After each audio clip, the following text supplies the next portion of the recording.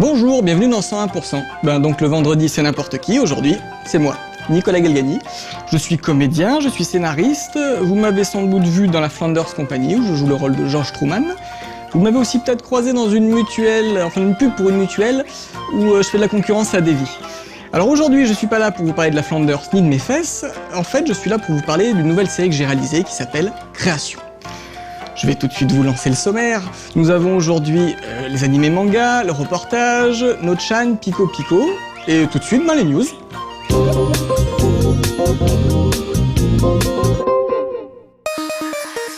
La semaine dernière était mêlée de joie et de contestation après la conférence mémorable de Free qui s'est tenue mardi 10 janvier. Nous vous en avions déjà parlé. Free a fait une entrée fracassante dans le marché de la téléphonie mobile en présentant des offres au prix environ 2 fois inférieur à ceux de ses concurrents. Si dans un premier temps les 3 autres opérateurs ont préféré garder le silence pour mieux préparer leur riposte, cela n'a pas été le cas pour les consommateurs qui se sont montrés très actifs sur les réseaux sociaux. Suite à la conférence, les pages de SFR, Bouygues et Orange ont été les témoins d'un torrent de plaintes et de commentaires négatifs, à tel point que ces pages ont dû être fortement modérées, voire temporairement fermées. Dans le même temps, le site de Free, victime de son succès, a saturé sous le poids des très nombreuses demandes de souscription. 2 jours après la conférence, UFC Que Choisir a passé au crible les offres du désormais 4e opérateur. L'association y précise que malgré ses prix attractifs, les abonnements proposés par Free ne sont pas dénués de restrictions et de frais annexes pour autant. UFC Que Choisir souligne par exemple que l'envoi de cartes SIM et du mobile sont, sauf dans certains cas, facturés 10 € chacun. L'association met aussi en garde les consommateurs sur le prix des mobiles, qui au final peuvent dépasser ceux affichés par la concurrence. Bouygues Télécom a ensuite ouvert le bal des ripostes en publiant un message à l'attention de ses clients. Dans ce message, Bouygues rappelle que le prix d'une offre ne fait pas toute la différence et en profite pour tacler Free sur la qualité de son service client. Réaction analogue pour SFR, qui rappelle que leur métier, ce n'est pas seulement des tarifs, c'est aussi de l'expertise réseau et de l'accompagnement. Il n'empêche que ces déclarations ont été suivies par des baisses de prix d'une partie des abonnements de leurs offres d'une part, et par l'arrivée d'abonnements étrangement similaires chez leurs filiales, Red, Soch et BNU d'autre part. En bref, les annonces de Free ont et continuent à semer l'agitation au sein de la toile et des médias. On pourra accuser Free de ne pas avoir été clair sur certaines conditions de vente au cours de leur conférence, ce qui n'est pas le cas sur leur site, mais il n'empêche que leur arrivée sur le marché a au moins le mérite d'avoir fait bouger beaucoup de choses en très peu de temps. Transcending history and the world, a tale of souls and swords, eternally retold. Transcendant l'histoire et le monde, un conte d'âme et d'épée éternellement réécrit. Les fans auront évidemment reconnu la phrase d'introduction typique de la série des Soul Calibur. À quelques semaines de la sortie du 5e épisode, c'est justement la vidéo d'introduction du mode Histoire que Namco vient de nous dévoiler. L'occasion de nous rappeler que Soul Calibur 5 se déroulera 17 ans après le 4e volet et qu'il mettra de nouveau en scène le combat du chevalier Azur contre Nightmare, l'incarnation de Soul Edge. Rappelons que le 5e épisode de Soul Calibur est prévu pour le 3 février et que, comme à l'accoutumée, de nouveaux personnages tels que Patroclos et Pyra feront leur apparition. Mais celui que l'on attend le plus de voir débarquer dans l'arène reste bien sûr Ezio Auditore, tout droit sorti de la série des Assassin's Creed. Il y a quelques mois, on apprenait que Skullgirls allait être retardé afin d'être peaufiné et rééquilibré. Eh bien, Reverge Labs semble ne pas nous avoir menti, car à en voir les graphismes fins et les animations chiadées de cette future perle du jeu de combat, on ne peut qu'applaudir devant le résultat et espérer que le jeu remportera les faveurs du public. Bref, après plusieurs semaines passées sans trop donner de nouvelles, Skullgirls refait parler de lui dans cette nouvelle vidéo, présentant le personnage de Painwheel. Violente et instable, Painwheel serait le résultat d'une série d'expériences, transformant la jeune collégienne qu'elle était en monstre mu par la rage. Painwheel se servirait donc de sa colère et d'une sorte de shuriken géant attaché à son dos pour vaincre ses adversaires et leur asséner des combos dévastateurs. S'il n'est pas une nouvelle fois retardé, Skullgirls devrait sortir au premier trimestre de cette année et sera disponible à la fois sur le PSN et le XLA.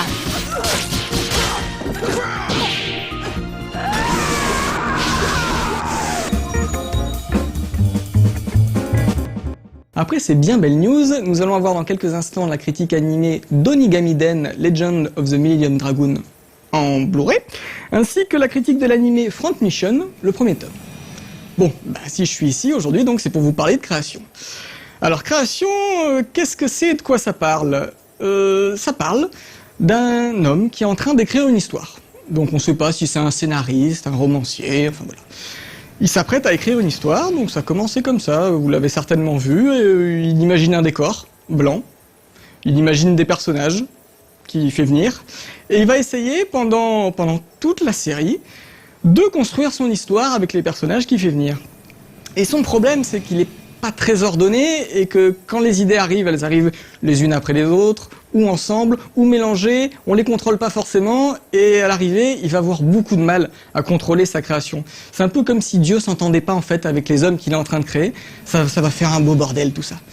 Et tout l'intérêt aussi de la série, c'est que autant l'histoire se construit petit à petit, autant tout le fond et la forme se collent à ça. C'est-à-dire que les décors au début sont blancs, puis petit à petit prennent de la couleur. Les costumes au départ sont des costumes blancs et à mesure s'étoffent. Les personnages ont un caractère très stéréotypé au début et au plus ça va, au plus il y a des petites finesses qui se dessinent. Enfin voilà, vous voyez vraiment c'est le fond et la forme qui se touchent. Ça fait un truc... Non, vous voyez pas? Bon la critique animée alors.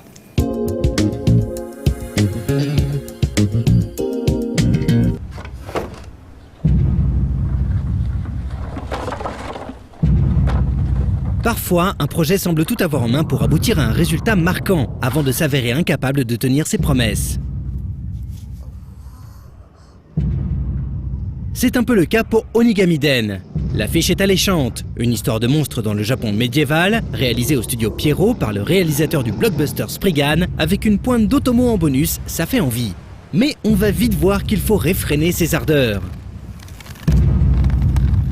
Onigamiden, ou la légende du dragon millénaire de par chez nous, est adapté d'un roman de Takada Takafumi, plus habitué en général aux intrigues policières. Le film raconte l'histoire de Jun, un jeune garçon qui se retrouve propulsé dans le Japon médiéval. Il est ballotté entre les bonzes, habitants de la capitale, et les Oni, qui vivent en harmonie avec la nature. D'abord indécis, le jeune homme devra aller au-delà des apparences pour choisir son camp et savoir qui bénéficiera des pouvoirs extraordinaires qu'il semble posséder.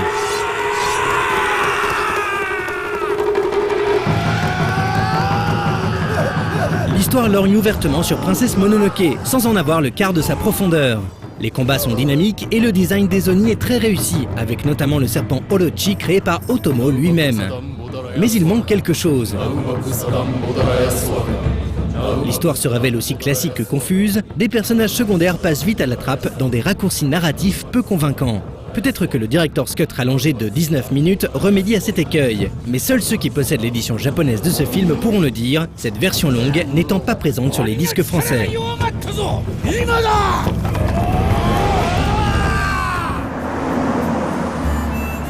Les décors sont magnifiques, ce qui détonne d'autant plus avec le chara-design des personnages humains relativement hideux. Un gros point noir du film là aussi. Si ce n'est pour quelques plans, difficile de reconnaître le travail de Nishio Tetsuya, pourtant familier des personnages charismatiques, que ce soit dans Naruto ou encore la seconde saison de Ghost in the Shell Standalone Complex. La plupart du temps, les personnages ont de grosses têtes sur des corps aux petites mains. De fait, les proportions sont troublantes et on a souvent l'impression que les visages ne sont pas fidèles à leur modèle de départ.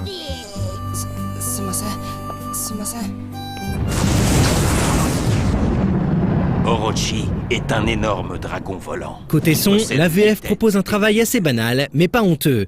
Dans un film qui tire ses sources dans les légendes traditionnelles japonaises, on sent rapidement que l'équipe n'est pas des plus à l'aise avec ce registre.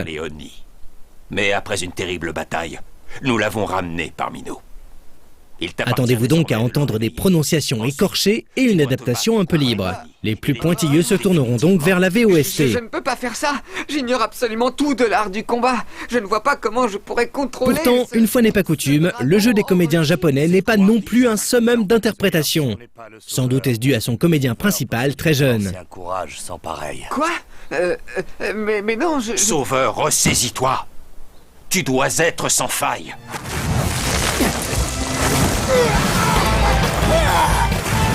Le film est sorti au Japon en avril 2011 et est arrivé chez nous discrètement en fin d'année dernière chez Sony Pictures Entertainment en DVD et Blu-ray. La HD rend hommage au superbe décor du film et les couleurs sont éclatantes. Le mixage français reste convaincant mais a globalement moins de subtilité que la piste VO. Quant au bonus, le disque se contente d'une simple galerie de croquis préparatoires. Au moins, ses recherches sont sublimes, c'est déjà ça. Malgré quelques belles scènes d'action, Onigamiden n'a donc pas pu exploiter tout son potentiel. Le film sera sûrement très vite oublié après visionnage, dommage.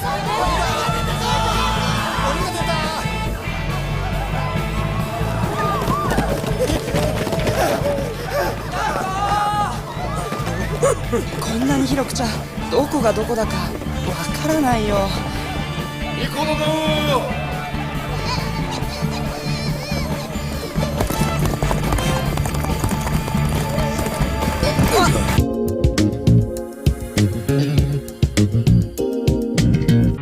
Dans la famille des tactical RPG, ces jeux vidéo mêlant stratégie et jeux de rôle, il est une série qui occupe une place unique, celle des Front Mission. Cette licence est devenue culte grâce à ses mechas, les Panzer, mais aussi et surtout grâce à son univers futuriste, profond et réaliste. Le jeu a depuis été adapté en manga. Le titre qui nous intéresse aujourd'hui s'intitule Front Mission, Dog Life and Dog Style et il est paru récemment aux éditions Kiun. Le scénario a pour contexte le premier jeu Front Mission sorti sur Super Famicom. En 2090, l'île Duffman, dans l'océan Pacifique, cristallise les tensions entre deux groupes de pays, l'OCU et l'USN. Fatalement, une guerre ouverte éclate. Dans ce premier tome, nous vivrons cet événement connu sous le nom de Second Conflit Duffman à travers le regard de 3 journalistes et un pilote d'élite. Amateurs de shonen et de gros combats de robots, soyez prévenus, ici les Panzer servent surtout à illustrer le récit. Celui-ci se focalise en effet sur les protagonistes humains, leurs convictions, leurs états d'âme et leurs rêves brisés. Les images sont souvent dures, le propos dramatique. L'immersion dans cet univers réaliste n'en est que plus forte. En cela, ce manga est fidèle à l'esprit du jeu d'origine. Corsé, adulte, dérangeant, ce premier volume de Front Mission, Dog Life and Dog Style, est un ouvrage qui prend aux tripes et constitue une bonne lecture pour public averti.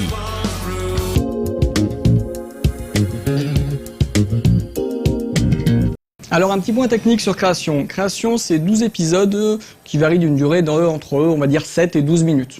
Un peu plus, un peu moins. Ça a été tourné l'année dernière, entre janvier et juin. Je me suis entouré d'amis pour faire cette série, sinon j'aurais jamais pu. Autant d'un point de vue technique que dans le jeu, voilà, des gens connus, des gens moins. Donc dans les gens connus, vous avez vu Justine Le Potier, qui joue dans Le Visiteur du Futur, qui est une des actrices principales de la série. Vous avez aussi Patrice Le Saec, avec un tréma sur le E, il y tient beaucoup, qui est un comédien de théâtre et un très très bon ami à moi. Nous avons également Cyril Villalonga, que vous ne verrez jamais lui, puisqu'il fait la voix du créateur. Voilà, je suis assez fier de lui. Dans tous ces gens, nous avons des guests, plus ou moins à chaque épisode. Nous avons, que vous avez croisé certainement dans la bande-annonce, Simon de la Flanders, Fred, vous avez Mathieu Poggi, vous en avez d'autres du Visiteur, vous en avez d'autres séries, vous avez même quelqu'un plus tard qui apparaîtra de la série Plus belle la vie. Et oui, et ça aussi j'en suis très fier. Vous avez aussi des gens qui ne sont pas spécialement connus, comme le fabuleux Mathieu Kervevant, que vous verrez dans l'épisode 6, et que vous n'oublierez pas. Vous avez Nicolas Coste, qui a joué dans la série Warcraft, enfin voilà. Plein d'amis, vraiment des potes, qui ont accepté gentiment de venir dans la série pour l'étoffer. Et là, je dois encore parler de toute l'équipe technique, mais je vais d'abord vous lancer le reportage.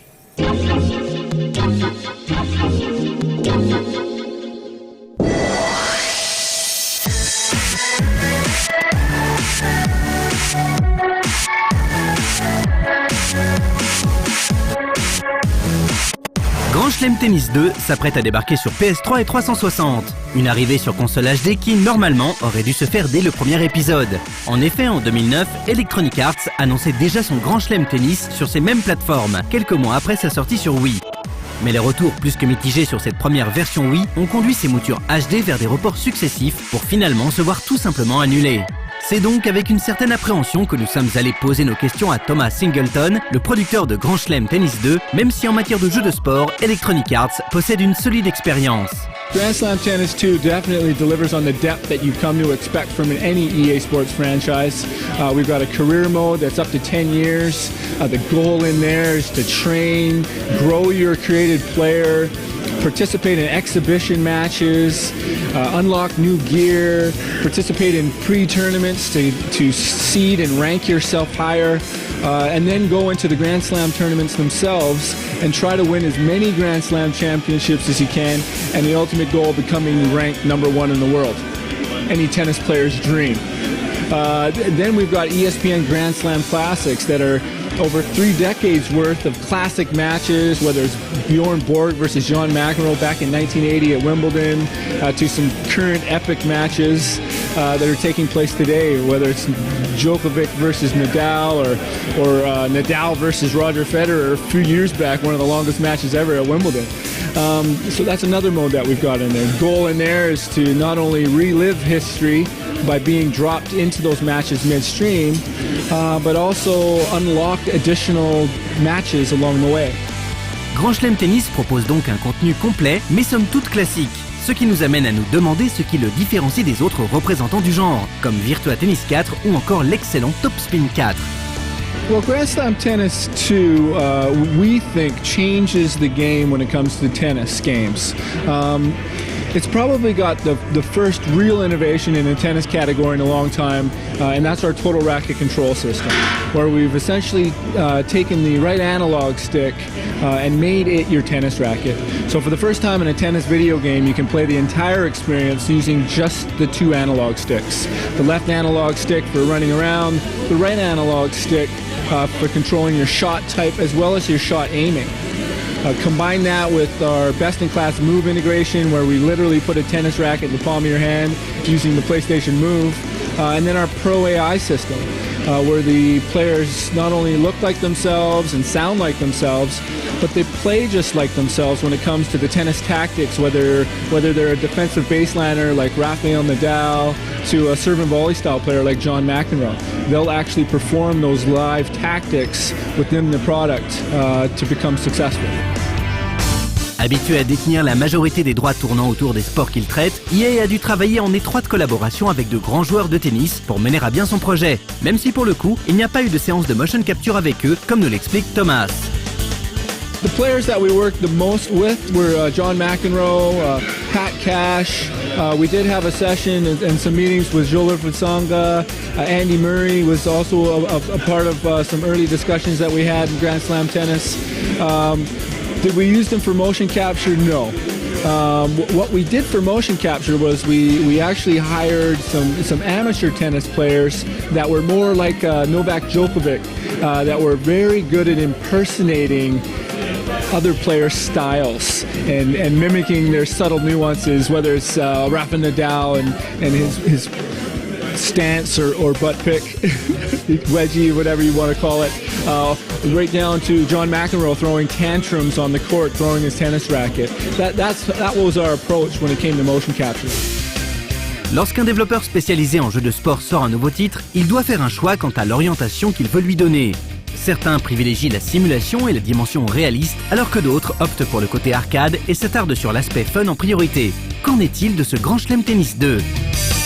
I think it's primarily more simulation than it is arcade.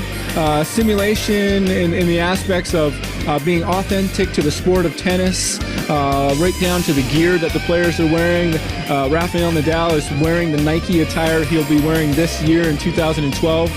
So what you'll see him wearing at the Australian Open, this just started this weekend, is where he's wearing in the game. Same with Roland Garros, same with what he's wearing at Wimbledon. Down to their movements, down to their animations, the way they sound. That's all simulation. The tactics, whether it's a butterfly pattern or sitting back on the baseline as a defensive baseliner or chip and charge serve and volley style player, they're attributes, very authentic to the players themselves. When we think of arcade, the things that we've got that are arcade within the product are the fun factor, the ability to pick up and play very simply and easily, whether it's with the move or with total racket control or with the buttons. The fun and addiction and longevity and wanting to come back and play more because it's just so addictive and you got to have more, whether it's in career or ESPN Grand Slam Classics. Those are the arcade elements that we've got within the product. However, we're probably 75% simulation and 25% arcade. Un dosage précis et visiblement réfléchi donc. Mais cette recette devra de toute manière faire ses preuves face à l'excellence d'un Top Spin 4. Verdict le 10 février prochain sur PS3 et 360.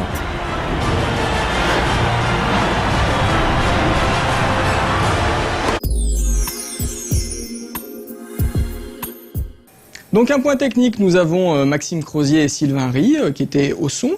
Nous avons dans le désordre Sofiane Domèche, Marc Steff, Valentine Desgaridel, Aurélie Desmaîtres qui elle a une idée du mur autour en fait, qui est une partie intégrante de création et qui nous fait la plupart des costumes également. Nous avons ce magnifique générique de Fabrice Jouvenot qui a aussi fait tous les dessins qui sont dans l'épisode. Nous avons au son, à la musique exactement, Julien Paterna qui nous a fait 12 musiques de fin différentes, vous verrez, chaque musique de fin est différente, est originale. Nous avons le thème principal du générique qui a été fait par Jérémy Mardio. Nous avons Olivier Artaud qui nous a prêté en fait le lieu de tournage. Nous avons Rudy Pomarède qui m'a aidé à faire tout un montage qui est extrêmement complexe pour moi, ce n'est pas mon boulot, mais je m'y suis attelé. Nous avons tous ces gens, j'en oublie certainement, ah oui, je vais pas oublier mon bras droit en fait. Jean-Christophe Vergnol, en fait, c'est celui qui filme la plupart des épisodes, qui fait la lumière, qui joue dedans, vous verrez. C'est lui qui fait toutes les affiches à la fin de chaque épisode. Vous aurez des affiches que vous pourrez récupérer sur le site de création, créationlasérie.com, qui sont en fait des pastiches d'affiches connues avec nous dedans. Et c'est lui qui a tout fait. Au départ, ça devait être des petites choses simplistes, mal faites. Et au plus ça va, au plus en fait, il s'est gavé. Il a fait des très très bons trucs. Donc voilà, Jean-Christophe Turox. Après cette effusion de bons sentiments, No-chan tout de suite.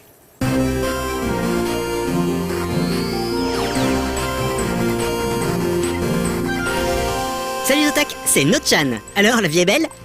Sinon, moi j'ai remarqué un truc. Vous savez qu'on dit parfois que plus on en sait, plus on se rend compte de ce qu'il nous reste à apprendre.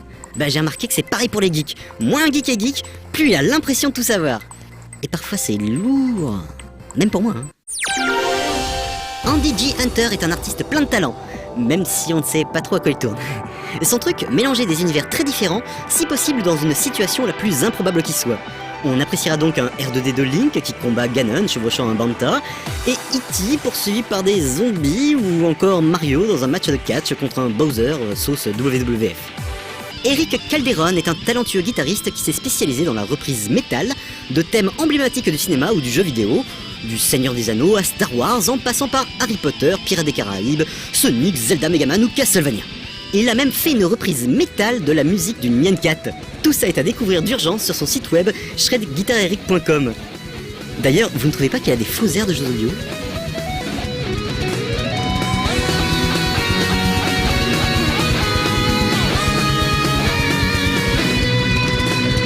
Dans un autre registre, Bear McCreary, compositeur de la série Battlestar Galactica, s'est amusé à reprendre un des thèmes de la série, prélutoire à l'accordéon. Oui, à l'accordéon.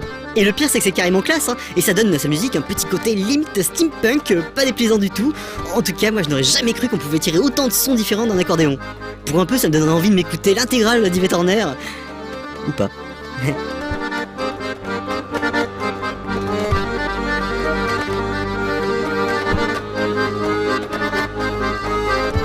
Et on se quitte avec ces magnifiques images de la Terre vues de l'espace. Ce montage a été réalisé par Michael Koenig à partir de photos prises par Ron Garan, Furukawa Satoshi et le reste de l'équipage de la Station Spatiale Internationale entre août et octobre 2011. Franchement, c'est magique.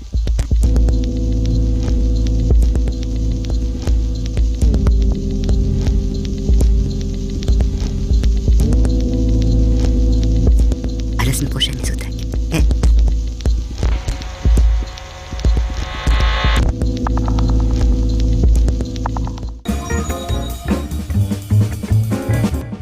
Alors Création, c'est avant tout une série comique, quoique. C'est vraiment mon bébé, du coup c'est nourri de plein de choses qui sont dans ma tête, donc je fais du jeu de rôle, je fais du grandeur nature, du coup ça transparaîtra au bout d'un moment.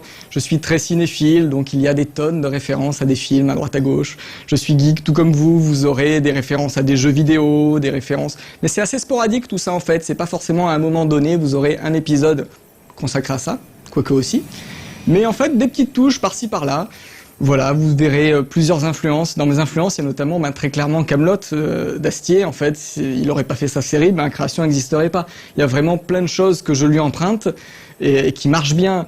Il y a voilà, en tapant très très haut, il y a les Monty Python. Il y a un côté absurde dans Création évident. Et voilà, des fois je pars dans des délires très très poussés. Voilà, donc un peu toutes ces choses qui vont se mélanger, qui vont être checkées et qui vont vous donner la création. Et sinon maintenant c'est Pico Pico.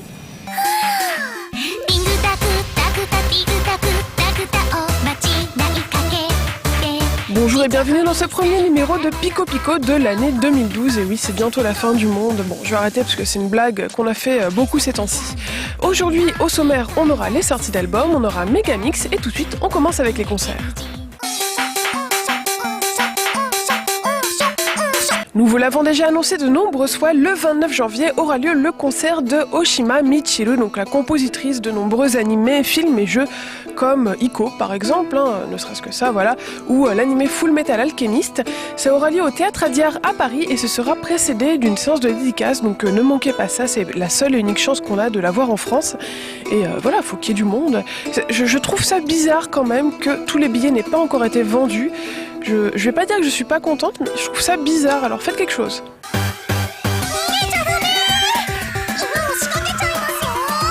Aujourd'hui, on commence les sorties d'albums avec Project Diva Extend Remixes. Donc, Project Diva, ça vous dit quelque chose? Oui, c'est un jeu de Sega qui existe sur arcade et PSP, qui met en scène, Hatsune Miku, forcément, vous en avez entendu parler. Donc, Project Diva Extend, c'est la version PSP de ce jeu qui existe sur arcade. Et là, il y a un nouvel épisode qui est sorti. Et si on le précommandait à l'intérieur, il y avait un CD bonus avec des chansons qui ne sont pas dans la bande originale.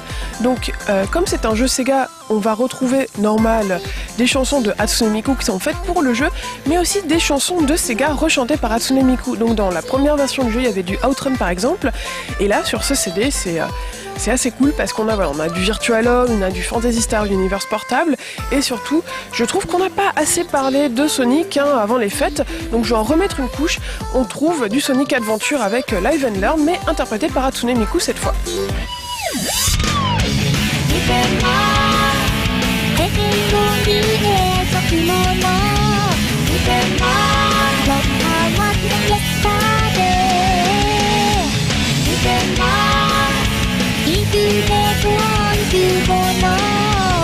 Oui, voilà, c'est tout de suite beaucoup moins rock'n'roll quand c'est Miku qui chante. On continue avec un truc complètement différent, puisque c'est un CD qui regroupe 15 ans de Diablo, qui fête les 15 ans de Diablo, donc ça s'appelle Diablo 15e anniversaire 1996-2011, ça ne nous rajeunit pas.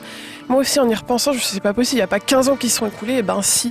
Donc, ce CD était vendu uniquement à la BlizzCon, donc la convention Blizzard qui avait lieu en 2011, et ça regroupe des musiques de Diablo qui ont été très peu éditées en CD. Donc on a Diablo 1, l'extension, Diablo 2, et quelques musiques de Diablo 3, le tout composé évidemment par Matt Ullman, donc qui a travaillé aussi sur des jeux Blizzard comme WoW ou Torchlight. Et alors, si vous aimez Diablo, les musiques sont géniales, il n'y a pas à dire. Je vous invite à regarder les Oscillations, ça fait partie des tout premiers Oscillations qui avaient été diffusées, donc sont sur No Life Online, et donc qui racontent pourquoi les musiques de Diablo sont aussi bien, parce qu'il y a un lien secret, il y a une utilisation de la musique qui fait que c'est trop bien.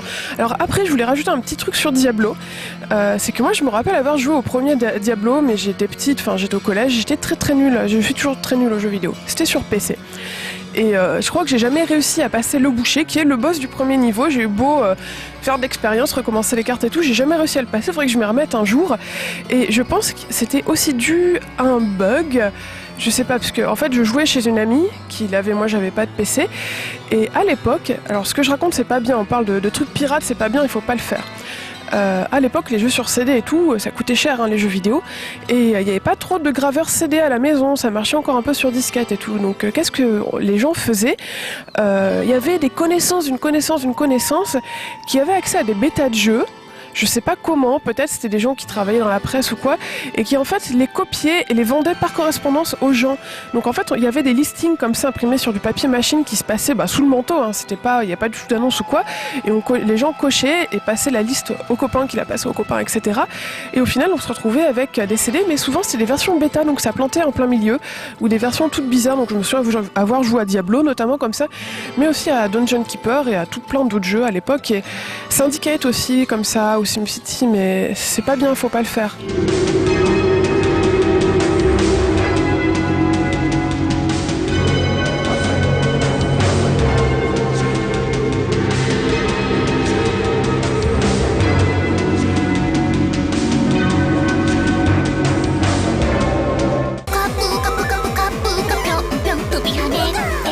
Après un long épisode sur mes douloureux souvenirs d'enfance sur Diablo, tout de suite on passe à Megamix on commence l'année avec un jeu un petit peu particulier, c'est Mario Paint sur Super Nintendo. J'ai beaucoup eu envie de l'avoir et je l'ai pas eu.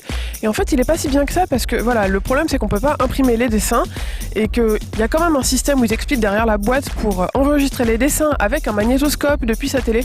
Mais c'est super compliqué. Mais je connais des gens qui avaient enregistré leur cinématique de FF7 comme ça, avec un magnétoscope. Bon, trêve de bavardage aujourd'hui. Ouais, j'ai pas parlé pendant les fêtes. Là, j'ai envie de parler français un petit peu. Tout de suite, on regarde Megamix avec Tom Soo qui nous présente un remix de Mario Paint. こんにちは、ゲームソング DJ のトムツーです。今回も、新宿、東京の8ビットカフェからお送りしております。ゲームソングリミックスを毎回1曲ずつ紹介しているこのコーナーですが、今回はマリオペイントになります。前回のファミリーベーシックに続きですね、任天堂の謎のギミックを使ったゲームになるんですけども、今回はマウスを使って絵が描けるという触れ込みで、スーパーファミコンに、登場したゲームになります。こちらの方ですね、リミキサーの方が、レイフォーさんになりまして、マリオペイントブリンドインダッシュボンというリミックスの曲になります。こちらはですね、オーバークロックドリミックスの方に、上げられていますので、気になる方はこちらをダウンロードしてください。マリオペイントといえばやっぱりゲームの他に音楽も作れて、さらにミニゲームハエたたきがあるというところが特徴だったんですけども、今回のリミックスはそちらのオープニングのテーマですね。これはマリオペイントの中の、音楽を作るシーケンサーでも再現できる曲なんですけども、それをさらに、それを活かしつつリミックスをしているというような曲になっております。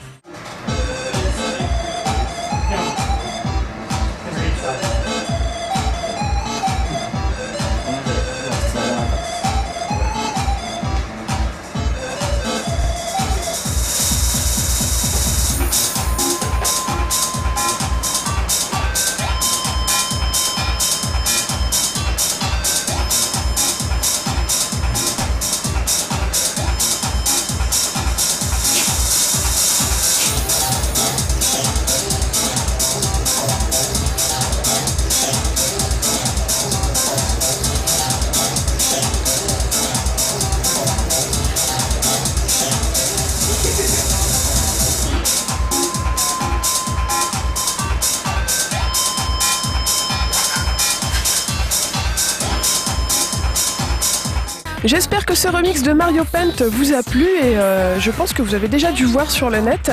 Il y a plein de gens qui se sont amusés à utiliser le séquenceur musical de Mario Paint pour recréer tout plein de musiques connues, donc des musiques de jeux vidéo, mais aussi on a du Queen, voilà, vous avez Bohemian Rhapsody avec tous les sons de Mario, c'est assez rigolo, je vous invite à regarder ça. Et normalement je crois qu'il y a même des gens qui ont codé des petits programmes en flash ou des trucs pour qu'on puisse faire ses propres compositions.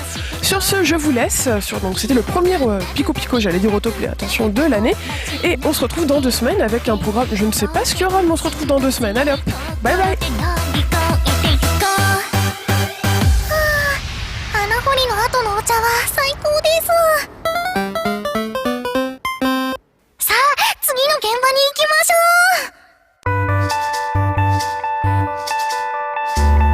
う。 Eh bien voilà, c'est déjà l'heure de nous quitter. Donc Création, vous pouvez le voir 3 jeudis par mois à 19h30 sur No Life. Il y a bien sûr des rediffusions, notamment le lundi à 22h30.